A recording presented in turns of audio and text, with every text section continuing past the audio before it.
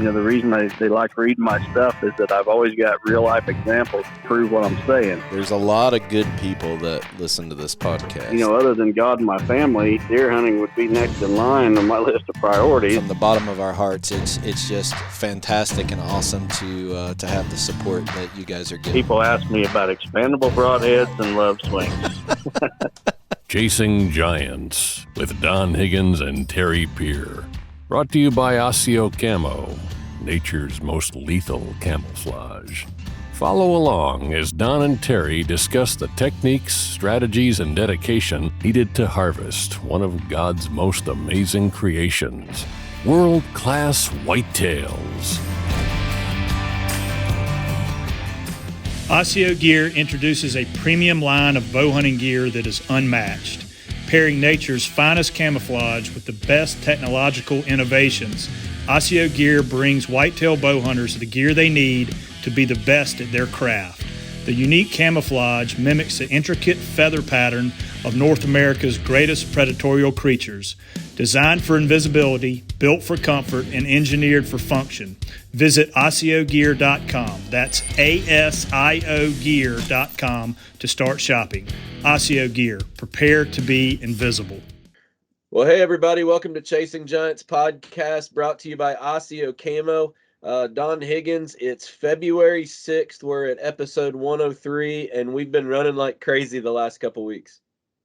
Yeah, I'll tell you, Terry, I was in Ohio earlier in the week, then came home for about a day, and then had to go to Wisconsin for the seminar at Extreme Custom Food Plots yesterday, and went to church this morning. And now, as soon as this podcast is over, I'm jumping back in the truck and I'm headed to Nebraska and Iowa for some more consulting. I got you. Well, you did a seminar yesterday at our good friend Scott Finnendall's place. I think you did 2 different sessions that were sold out. I did one in West Virginia last week. The common theme is that you and I aren't talking like normal hunting seminars when we go out and talk. So I don't even know what your seminar was, but I heard a couple people say it was something that they'd never heard before in a hunting seminar. Well, I talked about ultimate whitetail nutrition was the name of the presentation, but I give them plenty to think about. Put it that way. I'm going to fine tune that seminar, actually that PowerPoint presentation for that seminar, and I'm going to use it a lot more in the coming months. In fact, on my way to Wisconsin, I called the promoter of the Illinois Deer Classic, and I asked him if I could change the topic of my seminar for the Illinois Deer Classic. I'm actually giving 2 different seminar topics, but I wanted this to be one of them because I'm hitting some things here that this is not a typical food plot seminar. It goes way beyond that, and there's some real cutting edge science that we talk about, and I'm trying to show them. I'm trying to educate people, but at the same time, I'm trying to show them what makes real world wildlife products different than the competition. We've always come from the approach of education's number one, and when we show them the facts, if people will just look at the science, not the gimmicks, we think we have a very good opportunity to win people's business. But if we don't, that's okay too. We're still coming at it from an educational standpoint. Yeah, I mean, the more educated that the consumer is, the better decisions they can make. And if we just show them how to do things like read a seed tag and just leave it at that, they'll figure it out on their own. Right. All right. Well, I want to spend quite a bit of time this episode giving the listeners or audience some basic guidelines of frost seeding. It's February 6th right now, and we're getting a lot of frost seed questions.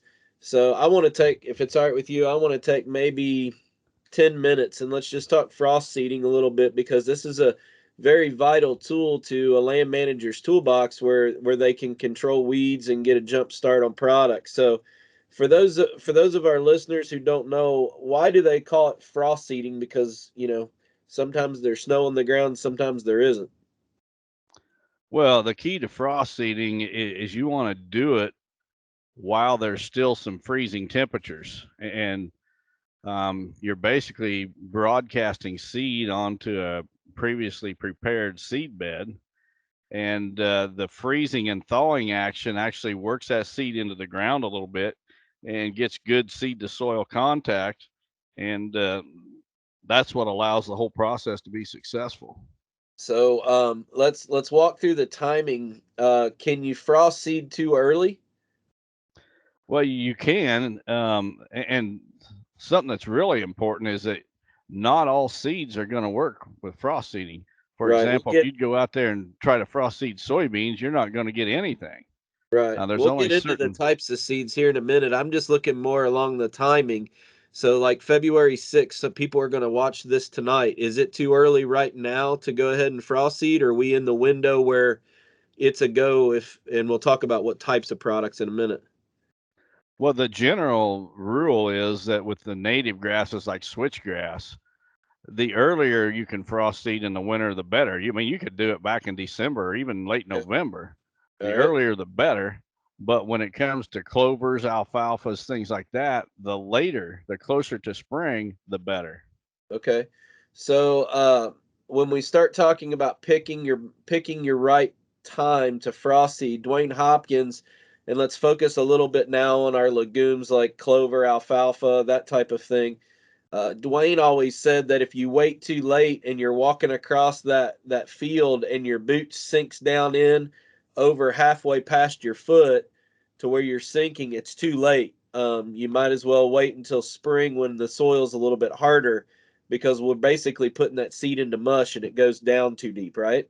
Right. Yeah, if you're leaving tracks in the mud as you're doing it, it's not a good thing. You're too late. You should have done it earlier. Right. Um, Well, let's talk a little bit about the types of products to frost seed from or with, and the frost seeding does some benefits that are different on native grass seed than really clover and alfalfa and those type products. Let's talk specifically about native grasses. When we're frost seeding that, you've talked numerous times on the podcast. Your favorite way of doing it is putting it in soybean stubble when the ground's frozen with a drill, because that drill's riding over the frozen dirt and just dropping it in. What mhm. does the freezing and thawing do for native grasses that helps us out? Well, some of the native grasses, switchgrass particularly, needs to go through a stratification process to improve the germination rates. And stratification means it's a series of freezing and thawing. That switchgrass seed is a small, hard, round seed with a kind of a shell around it. And the freezing and thawing and having it out there in the weather conditions actually cracks or softens that shell and allows more of it to germinate right out of the gate. Now, even if you did not do that, even if you did not go through any stratification process, there's still a certain percentage of that seed that's going to germinate anyway. But getting it out early by frost seeding, you're just going to improve the germination rates a little bit. And if you did not do that, there's a good chance that some of that seed would lay there for a year and germinate the following spring. But we want to get it all established as quick as we can, and that's why it's a good deal to frost seed and get the best germination right out of the gate that we possibly can. Yeah, so I just shared a picture of a guy walking through a field broadcasting. Broadcasting is obviously a great way to broadcast, or excuse me, a great method to frost seed. You use a drill with your switchgrass, but for clovers and alfalfas, this is a great tool.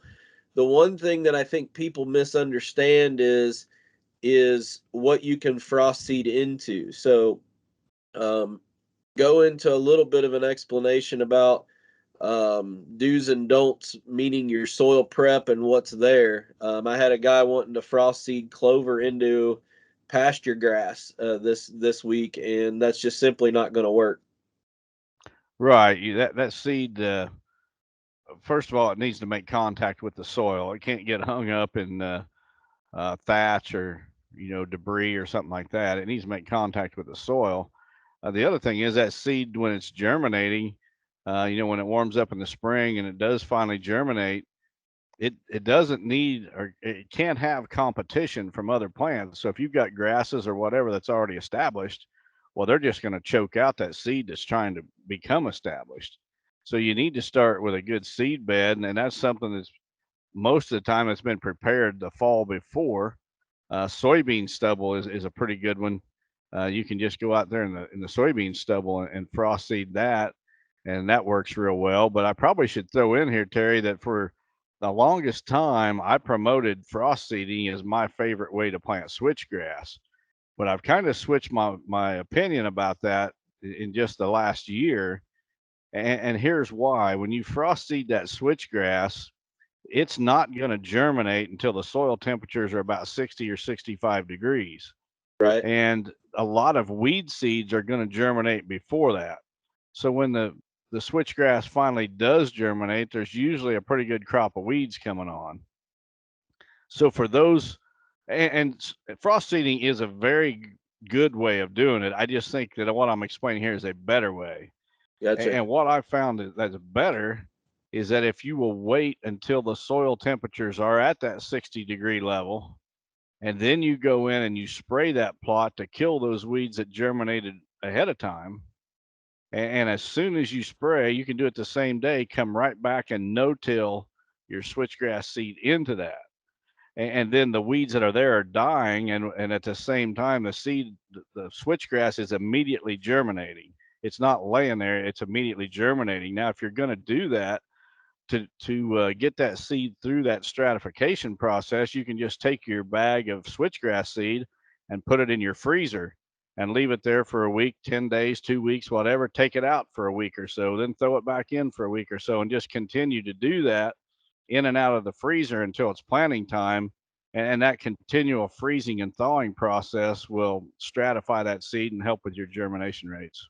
So with that method, you're getting the best of both worlds. You're getting the stratification process artificially with your freezer, but you're also taking care of your weed competition on the front end at the green up to where you're giving it the best chance. Now, Right. what about clover seed? Let's say a guy has a fall product like a harvest salad or deadly dozen. Mm-hmm. Um, that might you might have plants in the food plot, but those are annuals that are going to die off, even though they green up a little bit. That would be acceptable to go in and put clover on the backside of an annual fall plot because my weeds have already been taken care of. The only thing I have is the living plants there from the fall before. And whether we use a select herbicide or they just mature and die off or we mow the tops of them, that would be a little bit different for your clover than it would be for your switchgrass. Right. That clover seed is going to germinate a whole lot faster than the switchgrass would. I mean, as soon as it warms up in the spring, that clover seed is going to germinate. And the way you take care of those annual plants that you had in your previous plot is with the mower. If you put a good um, seeding of clover seed down and then just start mowing that plot, you're going to end up with a great stand of clover. And when we have an existing clover plot, frost seeding existing clover is vital because by the end of winter, you have all these voided areas where it's just dirt. And we want that to fill back in with clover before a weed would have an opportunity. That weed seed is there. We just don't want it to get larger and choke out what the clover is already there. Right. You can keep a stand of clover going indefinitely by just continually frost seeding. And, our recommendation is that every other spring, real early in the spring, you frost seed some more seed into your clover stand at about half the rate as you would a new planting. So on a new planting, we recommend about 10 pounds to the acre. So if every other spring you would go in with 5 pounds per acre and just broadcast that seed, frost seed it, you can keep that clover stand going pretty much indefinitely. Yeah. People, we see it with the listener submitted questions that come into the podcast. People take us very literally. We had one person question us when we said burning, it's good and it's bad. Well, it's two different applications. So I Mhm. hope that the listeners understand just this little bit of dialogue about frost seeding. The bottom line is get your product right now, whether it's real world or somebody else's, it doesn't matter, because you need to either be doing that artificial stratification of your switchgrass in your freezer right now, or getting it in the field. And then a little bit later this month, for most of the country, we're going to be frost seeding our legumes like the clovers and alfalfas and stuff. So I wanted this is the prime time to really talk about that. Yeah, I've been getting questions almost daily. In fact, at the Extreme Custom Food Plot seminar that I did yesterday, and talking with people, I bet I had 3 or 4 different people ask me about frost seeding. So we're getting a lot of those questions this time of the year, and hopefully this will help the listeners. So if you got more questions, just reach out to the Real World site. Don and I's social media and email is pretty full. If you want a quick answer about food plot stuff, we have a team of people that monitor that those emails and in private messages on social media. Your best way to get an answer fast, and it's going to be the same answer that Don or myself would give you, is to work through the real world side. So I hope that helps everybody. I'm going to share another screen and change topics real quick. And that just clicked the wrong button. Here we go. You announced this on our podcast last week, and you shared it this week. Bikes from Quiet Cat are now back in stock, and you have a new coupon to use to get a free trailer with any bike purchase. Yeah, for all the listeners of Chasing Giants and the consulting clients, masterclass students, if you're interested in purchasing a new Quiet Cat bike, you can get one of these trailers like Terry's showing the picture of here for free, just by entering the coupon code Higgins, Higgins. And, that's like we said before, Terry, those Quiet Cat bikes have been real game changers. And, Look what I got, and oh, you got one of those baskets or this racks is or whatever. yeah, this is the for the people listening right now. This is the basket that I saw at ATA. They shipped Don and I one of these, and this is going to be Don's shed hunting container when he picks up about 46 sheds running across his property this spring. Well, I can't wait to get it. Looks like it's So pretty simple how it attaches to the rack on the back of the right yeah, behind the seat. so they told me that these mounting holes, depending on the generation of bike that you have, might be a different bolt pattern than like you have. I think you have a 2019 or 2018 bike. I have a 2020. These bolt hole patterns might not line up, so I'm gonna have the fab shop just get me a little pieces of metal strapping that we can make an adapter if we need to when I come up. But yeah, I mean, Yep. it's pretty simple. I think that's going to be awesome to just throw your backpack in, or sheds, or trail camera bag, or whatever we use. The bike's been a vital part of our process in keeping intrusion down. So I can't imagine that being something we won't take advantage of. I uh, I thought this was funny. I went ahead and bought this. I don't know if I didn't even take it out of the bag. I guess I should have. That came in with it. This is also known as the Fat Boy seat. Yeah. I don't know what it's called on Quiet Cat's website. They'll probably be mad at me for not knowing the exact name of it. But when you're going across those bumpy frozen ground like I have been the Yeah. last couple weeks, I got me a big boy seat so I don't end up with a small seat going up my rear end. So Did they send 2 of those? do you want me to get you one? No, I'm just curious. They probably seen me and think that I'm not a fat boy, so I don't need one. I'll make sure you get one of them. So, but thanks to the folks at Quiet Cat for giving us that coupon, and helping share that and save some money for all of our listeners. I'm going to switch gears here real quick. You alluded to it. Bear with me. Here we go. We alluded to it a minute ago with the Illinois Deer Classic. This is the speaking engagements. You and I in 2 weeks will be up in Shipshewana, less than 2 weeks. Then you Yep. got the Dixie Deer Classic, and then the Illinois Deer Classic. Now, this new seminar that you're going to be providing, on deer nutrition. Are you going to be giving that maybe on? I know we're doing the podcast in Shipshewana on Thursday night. The debate is Friday night. What are you doing on Saturday? Are you giving this seminar? I guess so. Yeah, I'm going to So, give that seminar at every one of these events. The the Illinois Deer Classic, they wanted 2 different seminar topics, so I'll be doing the ultimate food plot or the ultimate whitetail nutrition seminar that I just spoke about, but I'm also going to do one on the rise and fall of the Illinois deer herd. Kind of give some of the history and where things went wrong and what it would take to turn around the deer herd. So, Illinois deer hunters, you might be interested in that. well, that would be specific for probably the Illinois audience. I'm not sure that many people in North Carolina would be No, interested in right. that. Yeah. For the Illinois folks, that would be a game changer opportunity to hear facts that isn't politically biased. Not to get you on a rant about Nancy Pelosi like I did last week, but um, if you want to get tickets to that the great debate on Friday night in Shipshewana, you need to do it now. I heard that there's going to be over 2,000 people there.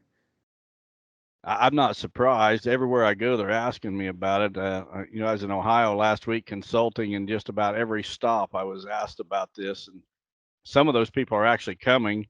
I heard there's buses coming from Ohio, Missouri, and Iowa to the event. So Well, the good pressure's part about on.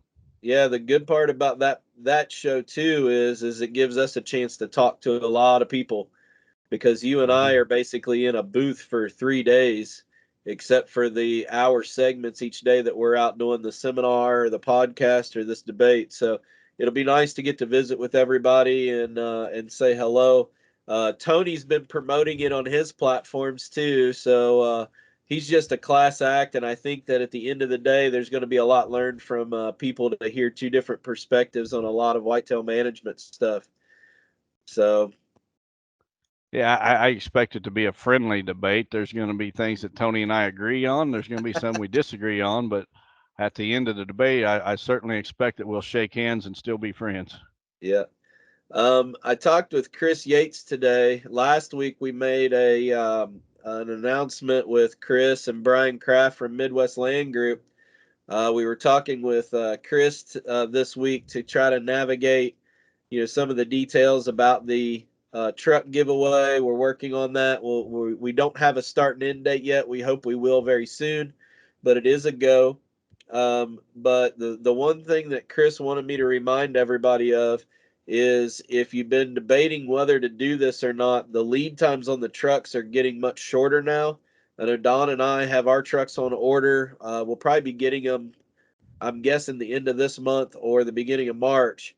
So if you're interested in a vehicle, everybody always asks us. I bet I get 6 or 7 messages a week wanting Chris Yates's number. So I'm going to share for those people listening, Chris and Colby's number. It's 816-351-9957 is Chris Yates, or call Colby at 816-261-2777. Victory Chevrolet actually has 3 locations, but keep in mind, folks, that not only if you're looking for a new diesel truck, but also a used one, I would call Chris before you do anything because he's been doing this deal in this diesel trucks for what he tell us since 2012. For a while. So, he's got a steady stream of trucks like Don and mine that are coming back in on trade. He knows what's coming in. So, if you're looking for a low mileage used truck or a new truck, give Chris a call. We appreciate Victory Chevrolet helping us out on the podcast. Yeah, definitely. Great folks, and we're proud to be sponsored by Victory Chevrolet. All right, so I got some kind of cool news. You don't know much of this. We've been running so busy this week that the announcement and having Chris and Brian, I think, has inspired a lot of people. We've received a lot of calls this week of people wanting to chip in and help with this raffle. Some people are they might have a business that has a product they want to donate. Some people just understand that what this raffle does is it takes a little bit of money or a little bit of product and blows it up into something a whole lot bigger that we can help families with. It's like the story in the Bible where Jesus took 5 loaves of bread and fed 5,000. It starts with something small, and when we put God in front of it and use it, it gets a whole lot bigger.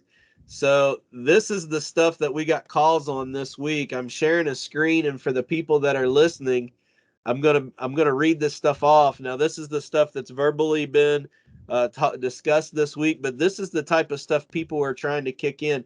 We got a custom builder that wants to donate a building material kit for a 30 by 40. Don't quote me on those measurements. I think that's right. A post frame building. So like the wood, the trusses, the metal, the windows and doors. He's going to donate a building kit to the raffle. A private donor has called us and said, I'm going to buy a Quiet Cat bike and put in the raffle. So Quiet Cat's going to help us out with some special pricing on that for that. Matthews is putting a bow in it. A company in Kansas or Iowa, I can't remember. They're putting in a new trailer. Osseo, Exodus, Wise Eye.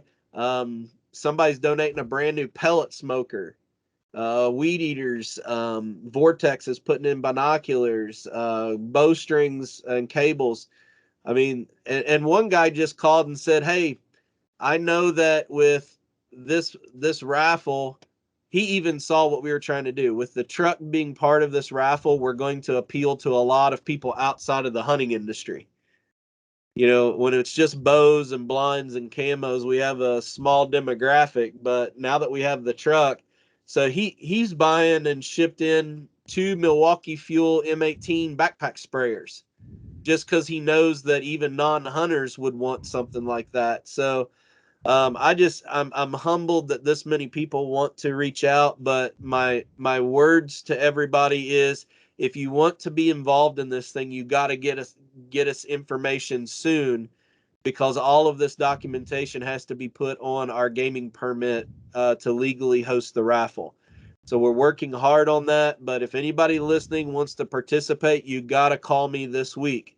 So Don's going to be on the road. Send me a message on social media. Don's just going to forward you to me because he's going to be with consultants all week. If you're led to be part of this thing, beyond just buying tickets when we go open, we got to know now. Yeah, and I should probably throw out there, Terry, that that list you showed is just a partial list. That's just some of the new items. We already had a pretty good list. Well, right. Those are the calls this week since we had Chris and Brian on last week. So right. that's there's a whole awesome. The list is a whole lot longer than what you just listed off. Yeah, so those are literally, we announced that on last week's podcast, and the calls started coming in. So I appreciate it. I appreciate the example that Chris and Brian gave us, right. and their donation is big. But not everybody has to do something big. So, but our time crunch is, because of the value of the raffle, we have to document things on paperwork. So if you want to be part of this, reach out to me this week. So I'm ready, unless you have something else to talk about, to move to the Lester's Feet Family of the Week that is brought to us by Matthews. This is a story of a kid named Braylon who had cancer in his right leg on his femur, and he just rang the bell leaving his final PET scan that he's cancer free. Now he's rehabbing. So pretty cool story. We'll move on to it right now.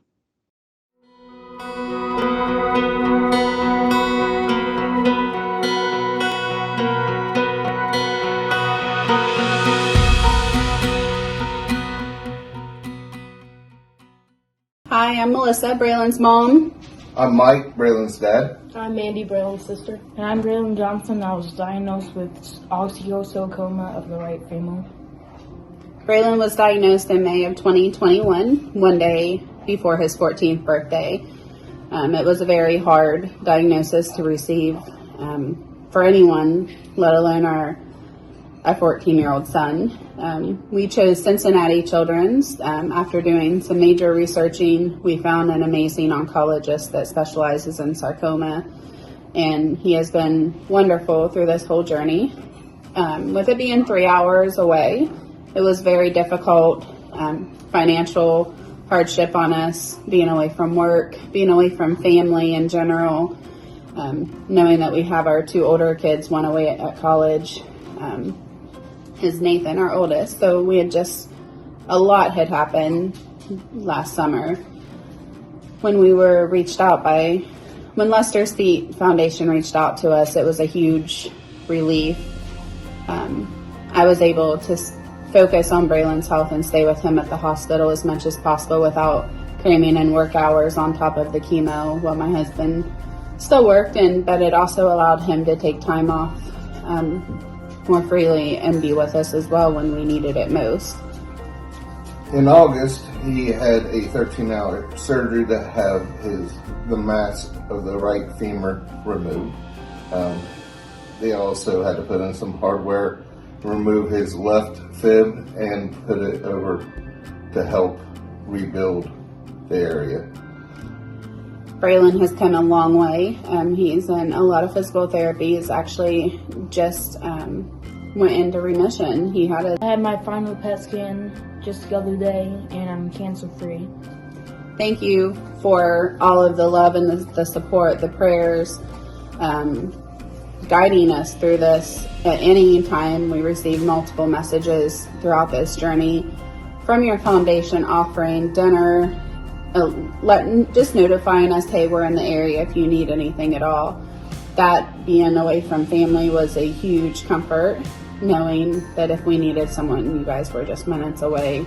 And to come from complete strangers, it meant a lot. So we want to thank you, and I hope you guys know how amazing you are for families.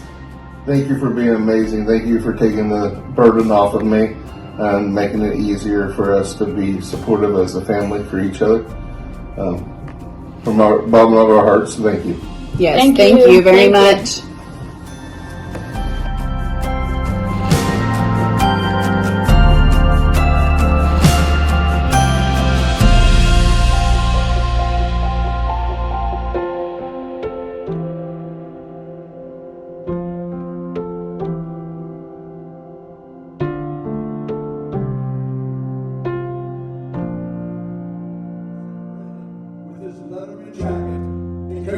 His staff and players would like to present him with his first varsity letter. Congratulations.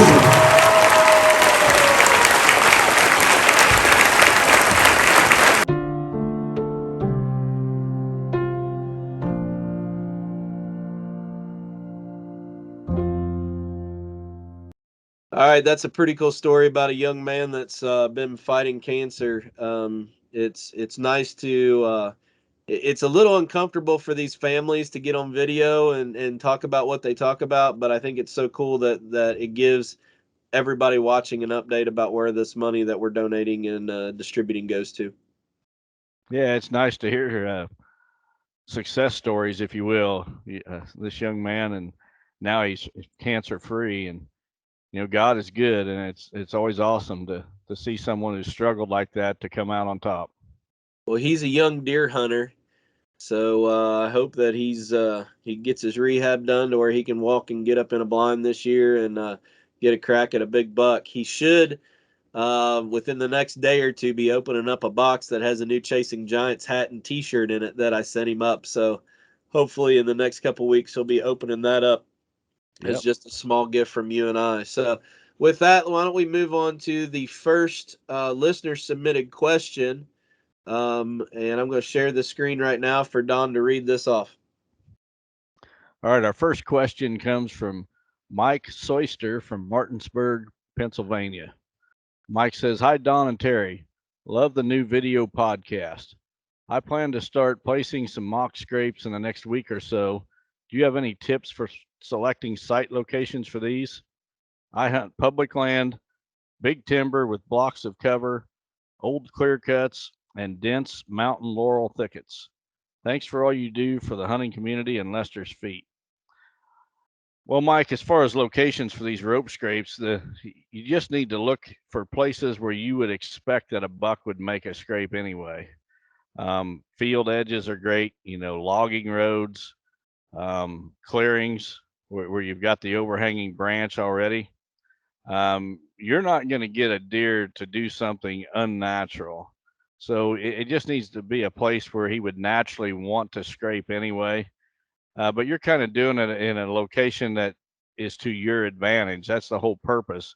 Rather than just let them go scrape where they want, you want to put that scrape at a location that you can take advantage of, either through trail cameras. Maybe it's a spot that'll have easy access for you to check your trail cameras, or maybe you're going to hunt over that scrape, and you're setting up your stand downwind and everything, and you're laying it out. But the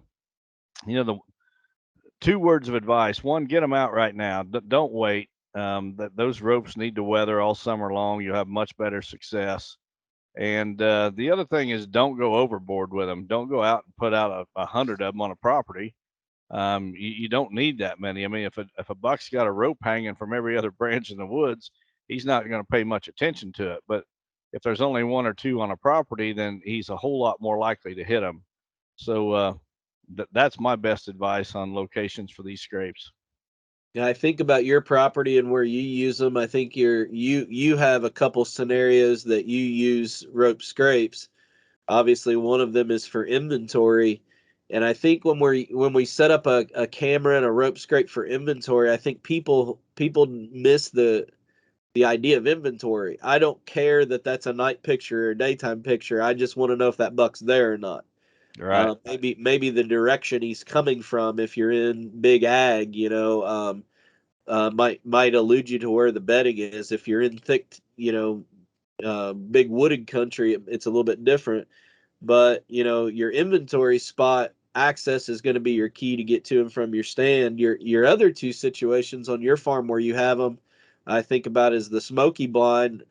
Just genius what you did there this year. And if nothing else, it's to give you a little bit of time to prepare before they come through a gap in the fence, to get into the food plot. Because what would end up happening is we wouldn't see them come through until they hit and cleared the pine tree. And then it's getting your bow ready and getting ready to shoot fast. And especially when you have a guest that's hunting, getting them ready, calm down, that type of thing is tough. So a rope scrape that you can see just through a little window back in the woods that they stage up on a little bit and rub lets us give us a little bit of more time. Right. The other one's actually on the south end where you have the big ladder stand that I hunted in that the mice kept running up and down the tree on me this year. There's a rope scrape there that just is almost as a distraction, so we can get ready and shoot there. Right. Not as much about inventory. So I think but before you start worrying about hanging one on a branch somewhere, be strategic in it. That scrape needs to tell you what bucks are there or provide a location that a buck's going to be for a shot. So there has to be a strategy, not just random. And I think that's what a lot of deer hunters miss, not just with rope scrapes, but especially with some of these habitat improvement projects, is there needs to be a strategy behind why you're doing it at that specific location.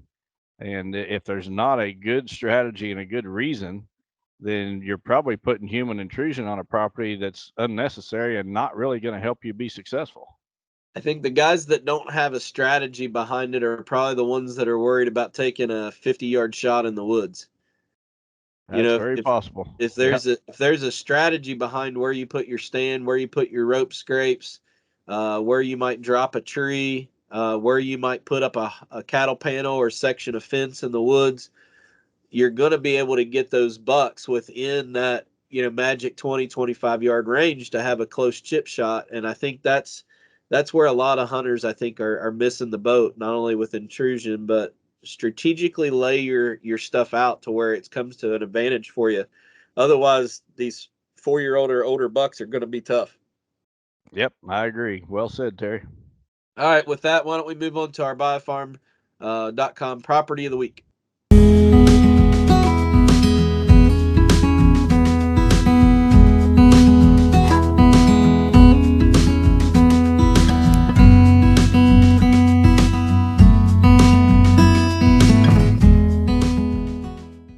Well, hey, everybody, this is Terry Peer from the Chasing Giants podcast. I have Mark Kennedy, managing broker from buyAfarm.com. Mark, how are you doing tonight? I'm doing fine, Terry. Thanks for having me. Yeah, this is your first time on the podcast. What kind of property do you have to talk about today? Tonight, I'd like to talk to the folks about 487 acres in Alexander County, Illinois. It's listed on our website as listing 2139L. It is near Thames, Illinois, and it's all wooded except for some food plots and one small piece of ground that I think somebody had in row crop, just a few acres. But Okay. It's heavily timbered, a lot of topography, a lot of deer, a lot of turkey. It's kind of wild in places, to be honest with you, but it's easy to get to. It's just off of Route 127. And a state highway, and there are accesses. Like I said, you're less than 2 miles off of 127. There are 2 county roads, one on the east side of the property and a gated entrance on the west side of the property. Well, that's really important for people looking at this for a hunting property. You know, a lot of these properties that are heavily wooded, you only have access on one side of the property, and without big ag fields, inside the property boundaries, it kind of traps you. So, having access from multiple sides of it is a huge deal for a hunter. And you don't have that many neighbors on this property. There's more, I think, 2.25 miles of the perimeter of this is up against the U.S. Forest Service. Well, that's a big deal right there. Yeah. And a lot of people say, well, I don't want government land next to me. That government land's hard to access. Mm-hmm. So there's very little hunting on that government ground. Well, heavily wooded. This is a property that a hunter or land manager could pretty much start with a clean slate and do what he wanted. I do like the topography. It's not just a cutting board flat surface. So not only do you have woods and timber, but you have some hills and valleys to actually to work with. So it looks like a very interesting property. What I'm assuming this property, the taxes are probably low on it also, aren't they? Oh, I think they're under $500. Okay. Yeah, last year's tax bill was $460. Okay. Well, we want everyone to go to the buyAfarm.com website and search under Alexander County. And as you mentioned, this is a 487-acre tract. Do you got anything else you want to explain about this one? For somebody, a lot of people think that because it's so big and so wild that it's pretty far from everything. And I think you're only 30 miles from Cape Girardeau, Missouri, and 30 miles from Paducah, Kentucky. Okay. So if you need a larger city to be close to it, you're not very far from anything you'd need. All right. That's a great point. All right. Well, Mark, how do people get in touch with you if they're interested in this property or maybe some other services that you can offer through BioFarm? Well, many things. Yeah, I'm in the vehicle a lot, so it's my first choice would be by telephone, which is 618-924-1747. To get me my email, which sometimes I'm a little slower on that. I can't do that drive very easy.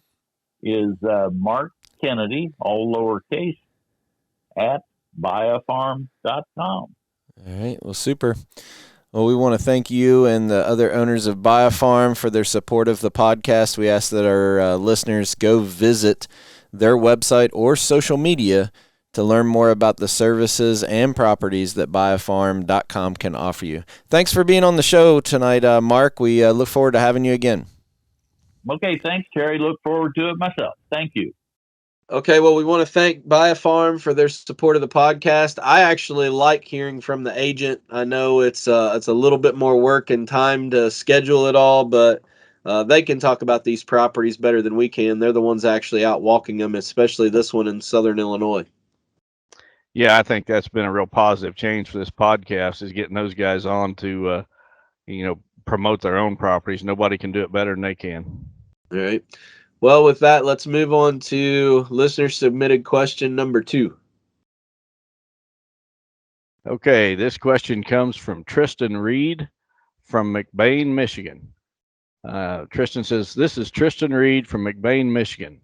I've been watching a lot of videos and listening to a bunch of podcasts on screening and switchgrass.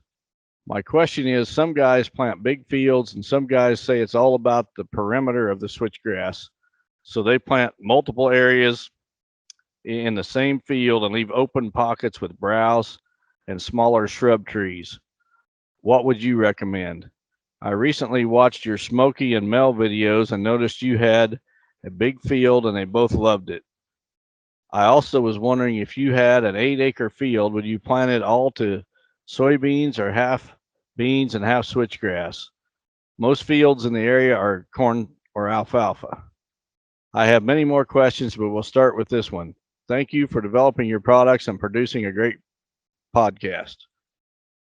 Well, Tristan, when it comes to the switchgrass, I am a fan of bigger fields. I recommend all the time to clients and customers that if you can't plant at least 5 acres, then I would not plant it, because as a buck is bedding in a field of switchgrass, the edge of that field represents danger to him. He's very unlikely to encounter danger while in that field. Well, bet people are not going to be walking through that field bumping him up. It's going to be pretty rare that a coyote comes through and rouses him out of his bed. But these different forms of danger are going to be found around the edge of that switchgrass field. So he wants to bed. I mean, if you have a field of it, they never bed right on the edge. They want to get away from that edge.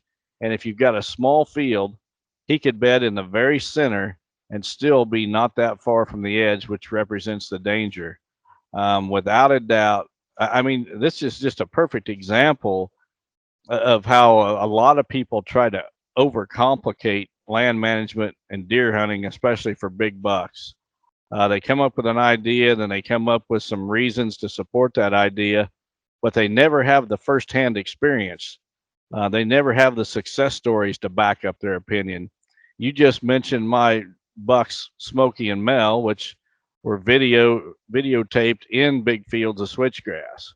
When I offer advice, it's based on an idea that I had, but an idea that I've proven accurate over time, as you mentioned. So when it comes to switchgrass or these bedding grass fields, bigger is better. I'm not a fan at all of breaking them up with trees and shrubs and such. That just makes it way more difficult to burn the field. I do like to use some miscanthus within a switchgrass field to create some structure. But other than that, make it big. Stick with straight switchgrass with maybe some miscanthus structure, and then stay out of it. And if you've got, you're very likely to have bucks in your area bed there. Native grasses and miscanthus is a pretty expensive investment. Now, it comes back every year and lasts a long time. So, it's not that it doesn't pay for itself, but this is a product that somebody can overcomplicate really easy and really ruin the results that they can. So I think a lot of it's going to just depend on the layout of somebody's property, what their goals are, where they're trying to do. There's not one answer for everybody. But I think overall, bigger is better, and leave the food outside of the switchgrass. You don't want that buck being able to stand up in his bed and eat there. You want him to travel somewhere else, and then you need to be between those 2 points. So I think keeping it simpler is better with this product, especially because of how expensive it is. You can't. It takes 3 years to mature and get to where it's fully grown, and it's really expensive. It's not something you can just experiment with and then try something different next year. Yeah, you make a very good point about the food, Terry. I know a lot of these habitat guys suggest putting clover in with your switchgrass or some forbs or this and that so the deer have bedding cover and food. Well, I totally disagree with that. If a deer is bedded on my property, I want the bedding cover totally separate from the feeding area. If a buck gets hungry and he wants to eat, I don't want him just standing up in his bed and dropping his head and start eating immediately. I want him to have to walk to that food source. And when he does that, he's covering ground. That makes him vulnerable to hunting pressure. That allows you to kill him. And besides setting up a property to grow big deer, you also got to keep in mind that you're setting that property up to kill those deer once they're there. Yep, great point. All right. Well, we ready to move on to question number 3? Ready for the next one. All right. Let me share it on the screen here for you. Okay, the next question comes from Jackson Hurdle from Northwood, Iowa. Jackson says, Don and Terry, love the podcast and listen to it every week. Quick question. The more I hear you guys talk about soil bed prep for switchgrass and getting it planted, what if you purchase some already and don't have the soil prep up to snuff coming into the spring? Here in northern Iowa, getting prepped before snow and with minimal lack of human intrusion during hunting season without planting beans last year, is there any way to speed the process? I know probably not going to get the best results, but a way to plant yet this spring. Wait some time and use fire or use any other tool to knock weeds back. Thanks. Let's go, Brandon. Well, Jackson, first of all, any time that you're going to plant these warm season native grasses, be it switchgrass or any of the other species, site prep is everything. There is no shortcuts. If you take a shortcut, you're going to be your project is going to be a failure. And it starts with the planting site. You just cannot skip steps, and that means you got to totally eliminate vegetation that's there, and not with fire. Fire is not going to kill anything. All it's going to do is it's going to burn up the dead vegetation that's there, and it's really going to stimulate the grasses or whatever that's already growing. Now, fire is a good way to get rid of all that debris, that thatch, and whatever, to as a first step in creating a good planting site. But then you need to let that site green back up. And when it greens up, you need to spray it with a herbicide to kill it. And I'm going to tell you a herbicide recipe to get the very best results. You want to start with glyphosate or Roundup. You also want to add clethodim. Clethodim is a grass herbicide, and you want to add that to the mix. And then you want to add a surfactant. Or surfactant is just a chemical that it basically helps that herbicide stick to the leaf of the plant and be more effective. So you want to use Roundup or glyphosate at the highest recommended label rate. Then you want to use clethodim at the highest rate on the label. And then you want to add your surfactant and spray that field and give it about 6 weeks or more, at minimum of 6 weeks, for that to work. And then let it green up again. After 6 weeks, you're going to start getting some more little weeds and maybe some more little grasses come on. Then go back in, spray it a second time with that same herbicide mix, and immediately, right after you spray it, you can do it the same day, immediately go in and no-till your switchgrass seed in. And if you do that, you'll get a really good stand. Make sure you don't drill it in too deep. 1/4 inch is deep. 1/8 inch is ideal. Anything more than 1/4 is too deep. So if you follow those directions, you'll have a good stand, but there is no shortcut. And also, you mentioned that you've already bought the seed and you're afraid you need to get it in this year. No, you don't. You can throw that seed in your freezer for an entire year, come back next year and pull it out, and it's going to lose very, very, very little germination. You're still going to be able to use it a year from now. It is way more important for you to get your site prep down first and then use that seed than it is to use that seed and take some shortcuts just to get it used up. Right. And I think I'm going to ask you to, I already know the answer and I'll tee you up a little bit, but The reason for waiting for between when you spray is we want that surfactant's going to hold that chemical on the plant longer. We want that to kill the all the way down to the root. You know, Right. it's like food plotters that'll go in and spray something and then they'll work ground 3 days or 2 days afterwards. Well, that chemical hasn't killed the root all the way down. Then they go in and they just chop up live roots and distribute them, and then wonder why they have problems with weed control. So you need to really let that herbicide do its job before we do anything. Right. And then the second spraying is, you're gonna, once you've exposed that ground, once you've killed everything on it and made that ground bare and the sunlight hits it, there's gonna be a second crop of weeds come on. Right. And that's what the second spraying is about. You wipe out that next crop of weeds and then immediately drill in your switchgrass, and you'll get a lot better results. All right. Great question. We're going to move on to question number 4. All right. The last question comes from Mark Phillips from Norris City, Illinois. Mark says, Don and Terry, thanks, guys, for all the hard work you put in to this podcast every week to make it what it is. I look forward to it every week. My question is, Don, I know you talk about human intrusion a lot. How do you go about checking your trail cameras without causing human intrusion? I run a lot of trail cameras and I'm always concerned about when to check them and how often. Well, Mark, a lot of my trail cameras are not in the cover, so to speak. A lot of them are out on the edge where they're easy to get to.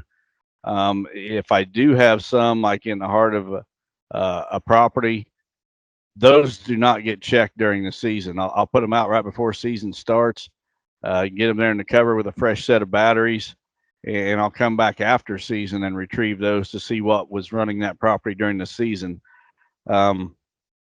I would say it's a very small percentage of my cameras that I utilize this way, maybe one on each property. Most of my cameras are out on the edges, the field edges, whatever. I don't care that I get pictures after dark. All I want to know is that a buck is there. And that's pretty much my recipe for how I operate my cameras on a property. Yeah, I think guys use, and I think a lot of that is how you use or camera data. You're creating a yearly pattern and building a story. We talked about those habitat projects. Everything's done with a strategy. So if you have a buck there, where he's going to be and how you can hunt him with that wind. Versus, I think a lot of people are really chasing that data. They put a lot of cameras out in a lot of different places, wanting to know where to hunt. Your MO is a little bit different. You're trying to find the bucks with the trail camera, and then you already know where you're going to hunt based on the wind. Absolutely. I don't need a camera to give me a stand location. I can figure out the stand locations on a property where I need to hunt.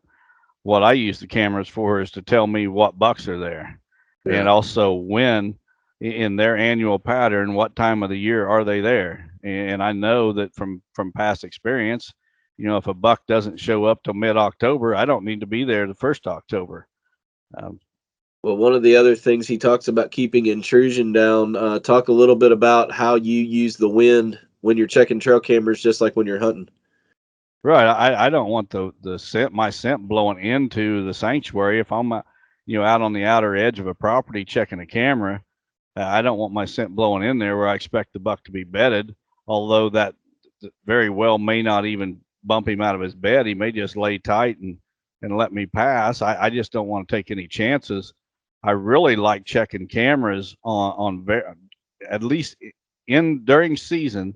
I really like checking them on really windy days, because you can get away with a bunch. You can, ride that quiet cat bike in right along the woods edge, and they don't even hear you or see you because the branches are blowing and making all kinds of noise. So specific timing to check those cameras also comes into play. I know there's guys that like to get out and hang stands in the rain, for example, or check cameras in the rain. I'm not convinced, after talking to Ron Slifer in regards to his bloodhound Dio. I'm not convinced that's solid advice anymore. But windy days and riding that quiet cat in to keep your ground scent down is a great strategy. or just minimize the amount of times that you go in. You know, if there's nothing wrong if you have a rut stand that you put a camera up on, checking that camera when you go in and hunt that stand, but don't make extra trips in just to check the trail camera. I have a couple places here in Kentucky where the trail camera is actually up in the tree stand pointing down at something to where it's the same in and out, but I'm not going to make an extra trip in there just to check a trail camera. Right. And, you know, as I sit here, we sit here in early February, I've got cameras out right now that I have not visited since October. Right. And I don't know how many months was that, 4 or 5 months. If you're using good, dependable trail cameras, you ought to be able to leave them out for months at a time and know that they're going to be working when you go back. Right. And the cell camera, you know, we've talked about that a lot on this podcast. That's another way to keep intrusion down. As long as you have a good camera in the right place, that it actually works. That's pretty much our biggest concern right now is what are you missing versus what are you getting. One thing I want to throw out in regards to trail cameras, Terry, is yesterday when I was at Scott Fennendall's giving that seminar, there was a representative there from Cuddyback. Scott sells a lot of Cuddyback cameras in their system, and that representative got up in front of the crowd and basically told us that the supply chain issue is going to hit the trail camera industry this year. And he strongly encouraged the crowd that if you're going to be buying new trail cameras this year, you need to buy them immediately. And I think it goes back to China. You know, we also had a rep there talking, a chemical rep talking about the chemicals. Well, the big issue with glyphosate and the reason it's increased in price 3 times what it was last year is because it's made in China, as are a lot of these trail cameras. If you're planning on adding to your trail camera arsenal as a listener of Chasing Giants, no matter what brand you buy, doesn't matter. You better be getting on top of it, unless you're using Reconics. Reconics are American made. I think they're the only American made one. Maybe I'm wrong, but these others, at least the components are coming from China. If you're going to buy some, you better get on top of it. Just a word of advice to our listeners. Well, I think we've all seen what inflation's done. You know, I heard a joke the other day that this inflation has got food so expensive, the 5-second rule is now a 10-second rule if you drop something on the floor. I heard that. Inflation's going to affect everything. So I think if you're wanting to buy something, you better get on it, especially as it relates to electronics or stuff that's sourced overseas. Doesn't matter what it is. I think it's probably a good idea to be prepared. It's going to be interesting the next year or two how this whole thing shakes out. But it's like we had this huge ice storm in Kentucky the other day. Thursday night it hit, and you know everybody's worried about losing power and everything. And I'm just laughing because I've been ready for an EMP for years. So yeah. a little power outage isn't going to help me. Nope. Going to take more than that to stop you, isn't it? Yep. So, well, this is we'll wrap up episode 103. Next week is Super Bowl Sunday. Don and I will be producing a podcast on Super Bowl Sunday. That's where our priorities are. Yep. And having it ready to release. And then the following week we'll be in Shipshewana, Indiana. We hope that everybody comes out and says hello. I'm not sure how we're going to capture, whether it's just going to be audio that week or we'll have a video feed or not. We need to work on that with the folks that are putting on that event. So I just couldn't help but think we talked a lot in this episode about site prep and frost seeding and being ahead of everything. You know, your seed bed's got to be ready before you plant, or your frost seeding is so that when soil temps get up, it's the first to germinate. As we sign off, everybody, I think that's a lesson for us also in our spiritual life. We can't wait till the green up or the temperature of the ground gets up to start addressing things in our life, whether that's the relationship with God or maybe even the relationship with your family members or friends. It's sometimes going to backfire on you when you try to do the right thing, but try to get ahead of it. It's not just for planting food plots. Right. You can't wait till you're laying there on your deathbed and and make things right sometimes. Some people don't get that chance, their life is snuffed out in a heartbeat, and be ready today. Yep. All right. Well, be safe on your trip to Nebraska. I think you're going to be doing some filming out there with Steve Shields and trying to get some new video content out. We're looking forward to that. And stay tuned for our next episode on Super Bowl weekend. So that's all I got. Thanks for listening, everybody. God bless. Have a great week. Chasing Giants has been brought to you by Osseo Camo, Buy a Farm Real Estate Company, 360 Hunting Blinds, Victory Chevrolet, Real World Wildlife Products, Matthews Archery, Novix Tree Stands, Gingerich Tree Farm, WildlifeFarming.com, Quiet Cat, and Vortex Optics. Thanks for listening, and tune in next week for another episode of Chasing Giants.